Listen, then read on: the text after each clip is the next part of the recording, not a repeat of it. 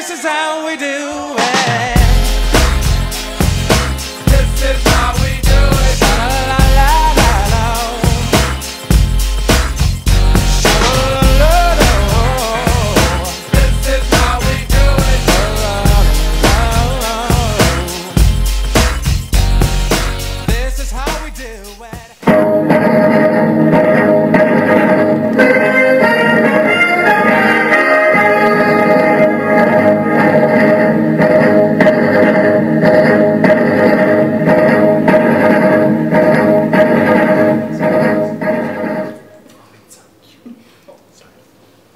Thank you for joining us tonight, America. We have exciting news to report. Exciting news indeed. President Clinton finally reached an agreement with Congress involving the sexual orientation of American soldiers enacting the Don't Ask, Don't Tell policy. This allows anyone to join the armed forces without officially acknowledging gay and lesbian presence. In other news, the gun control law, also known as the Brady Bill, was passed in order to control the escalating violence of America. President Clinton finally reached one of his campaign policies by persuading Congress to pass the anti-crime bill. This will give $30 billion to ban several assault weapons. Wait, we have breaking news coming in. We take you live as Sarah Borkart reporting live from Waco, Texas. Where? Waco! No, Waco. It's good. Okay. Thanks, Justin. I'm reporting live from Waco, Texas, where a massive fire has broken out at the Branch Davidian Ranch at Mount Carmel. This fire is only 50 days after the initial attempt of the ATF to serve their search warrant. Sources say that this fire was started by the siege led by the FBI, and no one can confirm who is trapped inside. Although some sources have speculated that some women and children are trapped in the blaze, along with David Koresh, the cult leader.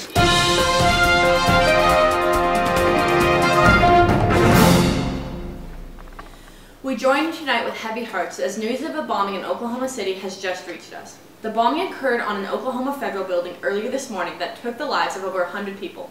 The total death toll is still unknown, although sources have said that this bombing was in retaliation of the massacre in Waco, Texas, which occurred 2 years earlier.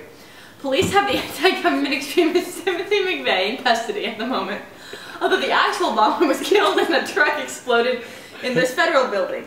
We will keep you updated on this tragic news story.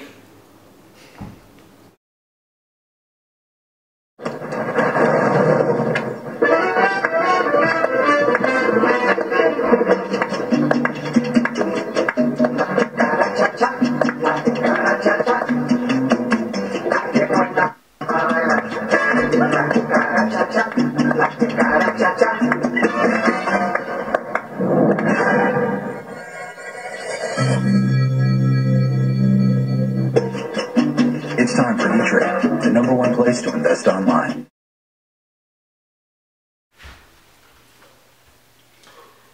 Tonight, ladies and gentlemen, candidate Bill Clinton and his running mate Al Gore try a new approach this year, promoting growth, strong defense, and anti-crime policies while campaigning to stimulate the economy. A lot of big stuff there, boys, but sure looked like it worked. Clinton won. Yes, he won. 372, 168 in the Electoral College. And we have our newly elected president here today along with his beautiful wife before they make an entrance in. Bill Clinton. Oh boy, it is Bill Clinton and his wife. Hello, Mrs. Clinton. Hello. What a pleasure, what a pleasure. So Mr. President, tell me, how does it feel to be called the president? Well, to be honest and candid, it feels pretty great, but I would not have been able to experience this great and tremendously profound and exhilarating experience without the help of my beautiful wife, Hillary, and without my entire campaign team. You're just so sweet. Well, Mr. Clinton, can you tell us what makes you a New Democrat, considering that is what helped you this election? Certainly. Well, what makes me a New Democrat, in my opinion, is that I really want to move the Democratic Party away from leaning toward some of its previous tendencies and move the party and take the party down a road towards pro-growth, strong defense, and anti-crime policies that I have campaigned on throughout my campaign. And also, I want to stimulate the economy and reform the welfare system, which are two things that I plan to act upon immediately, as I promised throughout my campaign. Stellar work. Thank you.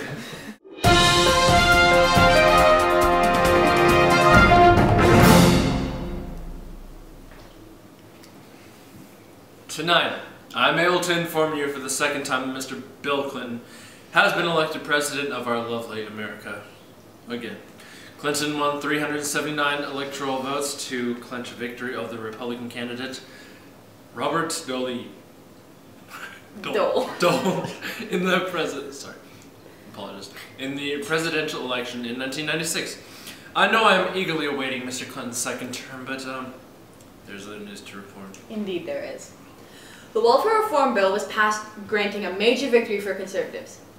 This bill forces able-bodied welfare recipients to find employment due to the bill taking away their welfare money. Illegal and legal immigrants will also be greatly affected by this. Although, many members of Clinton's administration are threatening to resign due to his signing of this bill. You look very pretty. Thank you. Well. But I want to say one thing to the American people. I want you to listen to me. I'm going to say this again. I did not have sexual relations with that woman, Miss Lewinsky. I never told anybody to lie, not a single time, never. These allegations are false, and I need to go back to work for the American people. Thank you. Well, Miss Lewinsky, is this the entire truth? I can no longer deny my attraction to this gorgeous man. Let's be honest, I did have sexual relations with him. Well, how does this denial make you feel inside? I mean, he denied your relationship. I mean, it wasn't really a relationship, more just like, you know, one day, but I would like to take this opportunity to apologize to my friends and family whom I have embarrassed deeply. But to all the rest of you, what's done is done. Sorry, I'm not sorry about it. Well, that's a very interesting viewpoint, Ms. Lewinsky, on this lovely situation. And I do wish you all the best in your future troubles. Yeah. Thank you so much for having me. Back to you, Wales. Katie.